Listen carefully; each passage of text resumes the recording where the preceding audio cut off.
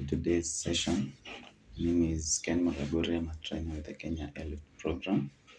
And today we'll be looking at a crucial part of sentence correction, which is punctuation and sentence correction. So, construction and punctuation affects its meaning and grammatical accuracy. So this means that the way a sentence is punctuated or the way it's constructed often affects what meaning that this sentence brings up or its grammatical accuracy. So the most tested punctuations are commas and semicolons, and that's what we'll be focusing on today. So how are commas often tested in GMAT? So first, they are used in lists. That is, they separate items in a list. So we have an example here. I went to the market to buy grapes, oranges, and mangoes. So here we note that there is a comma before and, which signifies more than two items. So that means if you have a list of just two items, you do not put a comma before the and. So that is, I went to the market to buy grapes and oranges. And this really comes into play when the sentences become more complex, so that if, say, you were to write this first sentence without a comma here, it would infer that your list starts from oranges and mangoes, which makes the sentence grammatically not sound because the meaning is off. So that's one use of the commas. And then another use that we'll see is modifiers. So they are used to offset modifiers. So a modifier is a phrase that gives more information. So it may give more information on a subject, say a noun or a pronoun, or it may give more information of a phrase or an action. So an example here is the house which was demolished was red.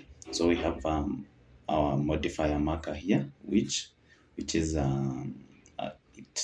it shows that the modifier is a noun modifier, so it's modifying a noun. So the house which was demolished, so just more information about this house, was red. And we have two commas here, one before, one after. This means that because this now is an unessential modifier, if you say the house was red, that's a full sentence on its own. So the second example is Swahili, the national language, is a popular language in East Africa. Again, this is our modifier. It's giving more information of Swahili. So Swahili is the national language and Swahili is a popular language in East Africa. So the core sentence here is Swahili is a popular language in East Africa. So you can see now the comma offsets modifiers. And then we now have semicolons. So one, it's also used in lists, but the use of semicolons is a bit different from how commas are used. So they are used to separate lists that contain sublists, that is, a list within a list. So looking at an example here, I went to the city to buy grapes, oranges, and mangoes, visit the museum and art gallery, and attend the football match.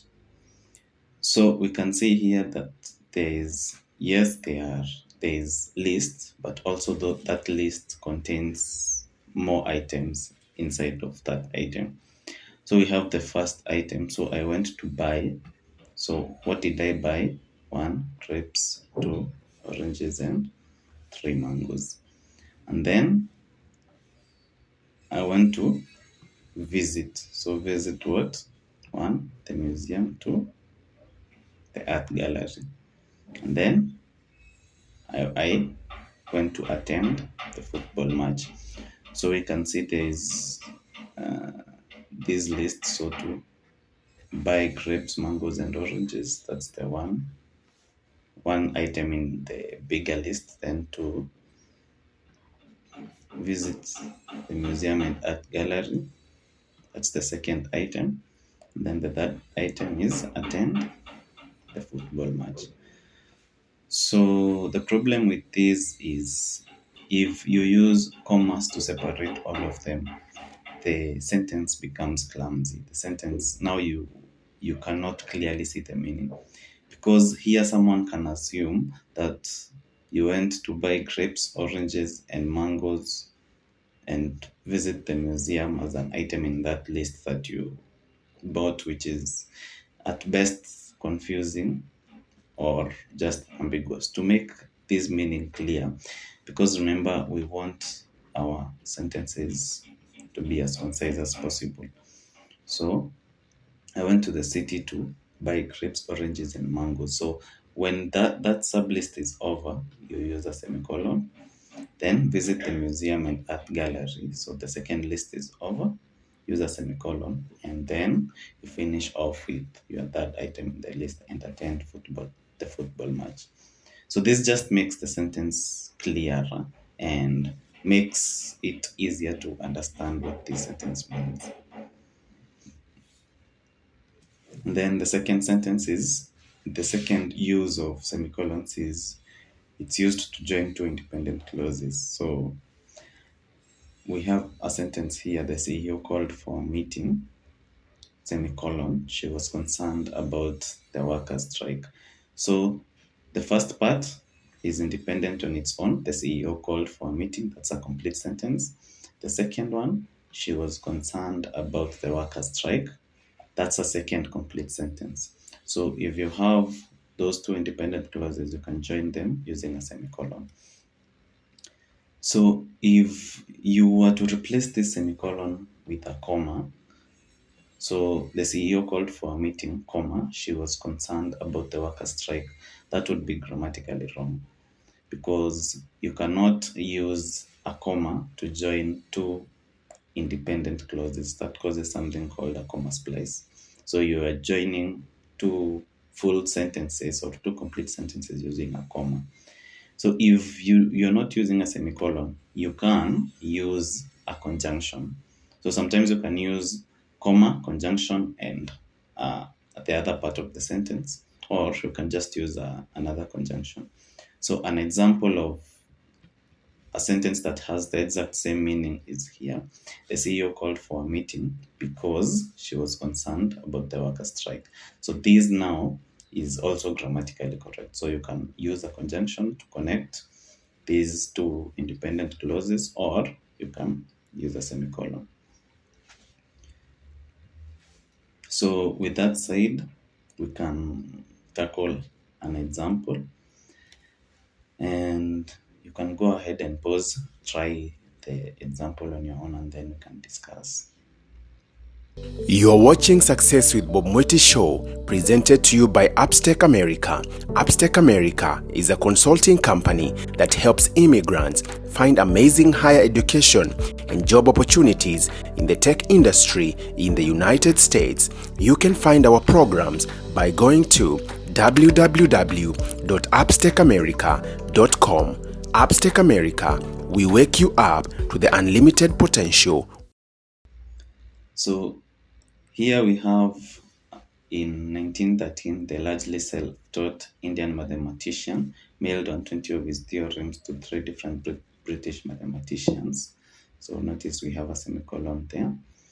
Only one, G.H. Hardy, recognized the brilliance of these theorems, but thanks to Hardy's recognition, Ramanujan was eventually elected to the Royal Society of London. Okay, so if we look at A, our option is only one, G.H. Hardy, recognized the brilliance of these theorems. So we can say that because we know that there's a semicolon here, we know the second part of this sentence should be a complete sentence on its own.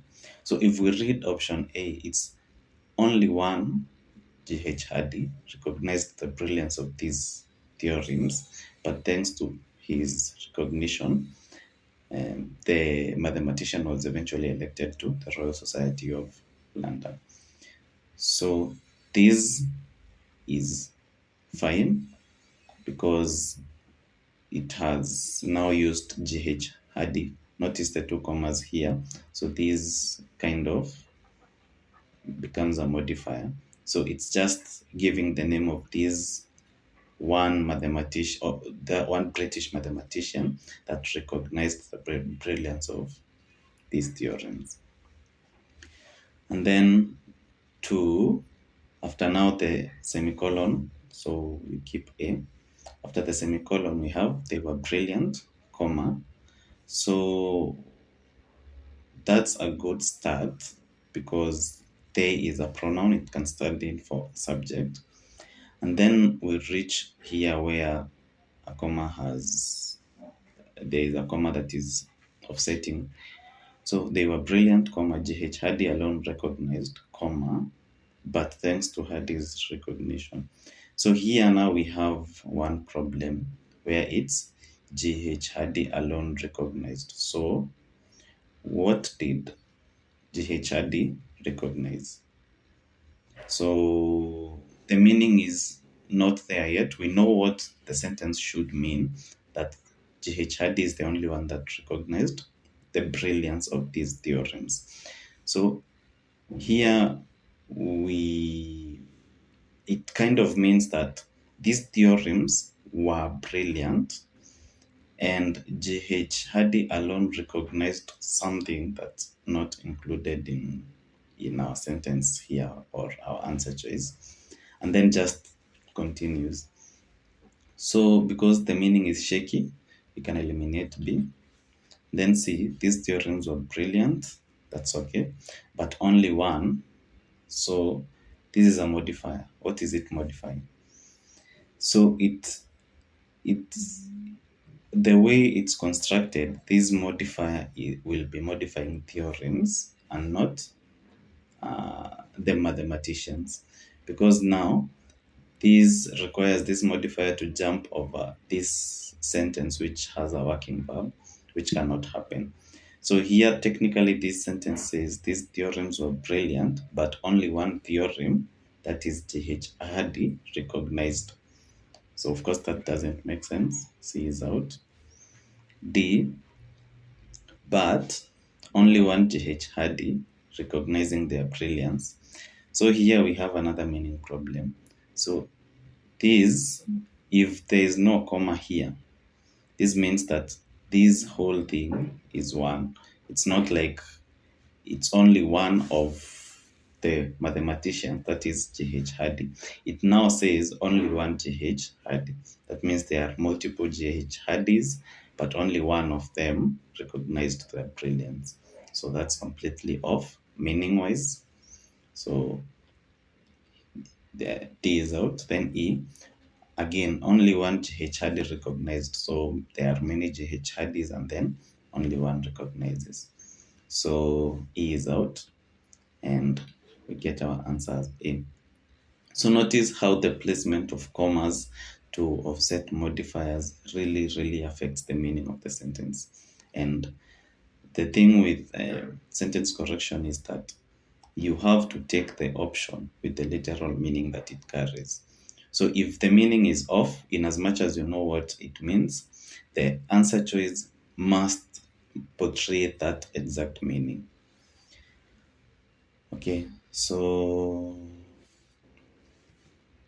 that's our answer. We'll do one last one, then we'll call it a day. So just pause and do the question on your own, and then we'll discuss it. So in this example, you can see in June of 1987, the bridge of Trinquetail, Vincent van Gogh's view of an iron bridge over the Rhone, sold for $20.2 million, and it was the second highest price ever paid for a painting at an auction. So the first thing that you'll notice about A is the placement of and here. So, and now it joins in June of 1987, the bridge of Trinquetail, Vincent's view of an iron bridge over Ron sold for $20.2 million. So that's a complete sentence. That's an independent clause.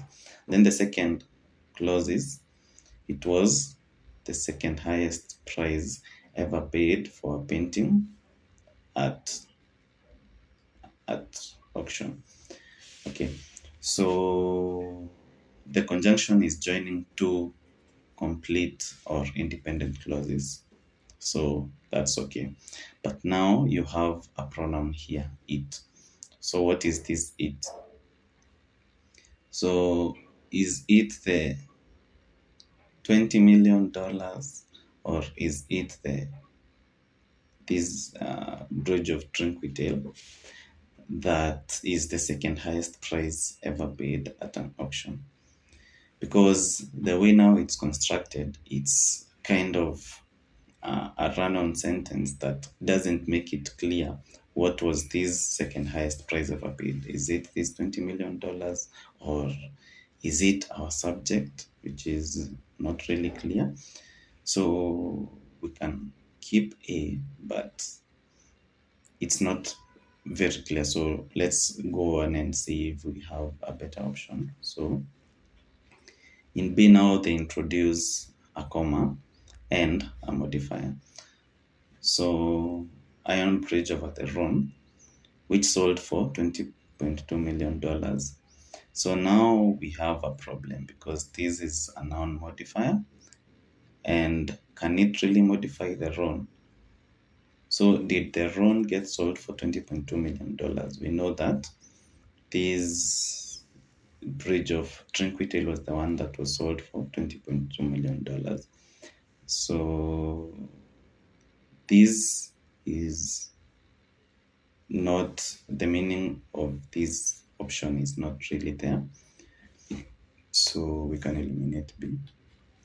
C. So now here, this now, instead of being a modifier, it's a working verb. So the Bridge of Trinquitel, Vincent van Gogh's view of an iron bridge over the Rhone. So this now becomes, the second part now becomes a modifier, and then this becomes a working verb. So the Bridge of Trinquitel was sold for $20 million, comma, the second highest price ever paid. So because now this part, the second highest, because now this part is following the comma, it means that it's modifying this price. So it was sold for $20.2 million, and this price was the second highest price ever paid. So this brings out our meaning perfectly. So keep C. D. So Vincent van Gogh's view of an iron bridge over the Rhone was sold for $20.2 million. Being, so now here we have a modifier, being the second highest price ever paid for an auction. So you see now we have this phrase here in the middle, offset by the commas.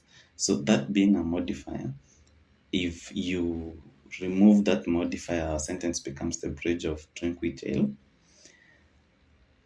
being the second highest price ever paid for a painting at auction, which is wrong.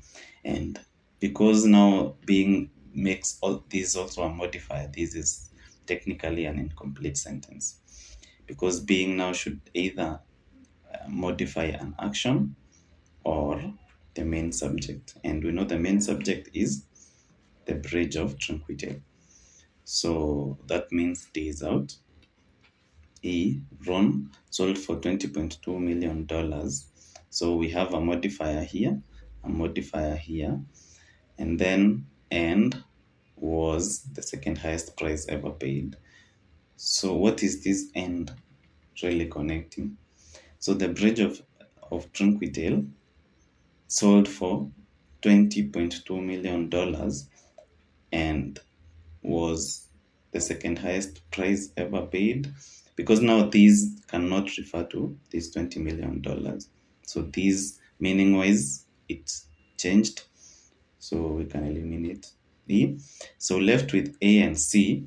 Going back to A now, you can see that because the meaning of C, because you are now using the commas to show where the modifiers are and which is the core of the sentence. C is actually very, very clear as compared to A. So for that reason, we can eliminate A and have C as our answer. So I hope you can see how punctuation changes the meaning of the sentence or makes the meaning clearer, shows you where a modifier is, and how maybe we can use semicolons in conjunctions with commas to bring out the perfect meaning, to make the sentence more concise. So with that, the only thing I want to add is whenever there is an underline, just be careful if there is a comma underlined. So if, say, you see an underline and it includes a comma either before or after, that probably will help you in your elimination. So please always take note of that. So with that said, that's the end of our lesson today. Thank you, and I will see you in our next lesson. Bye.